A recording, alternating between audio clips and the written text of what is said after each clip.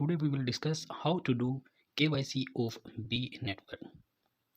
Here our option is KYC verification. You will click on it and you see a new interface. There are two options, bind and authentication. In the bind, we will bind at least two social media accounts. So we click on this and I have bound Facebook account and Google account. As per your choice, you can bind any two of your social media accounts. Now we complete second option, that is authentication. You will click on it and you will see a new interface here. You will click on continue and here you will select your country.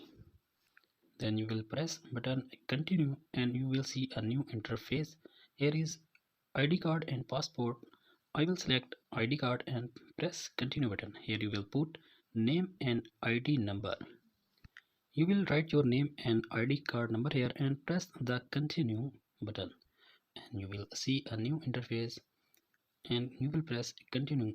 Here you will scan your ID card and then you will press the continue button.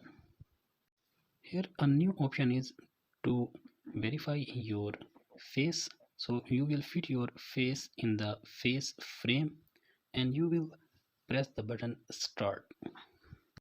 After doing this, you will press the button continue.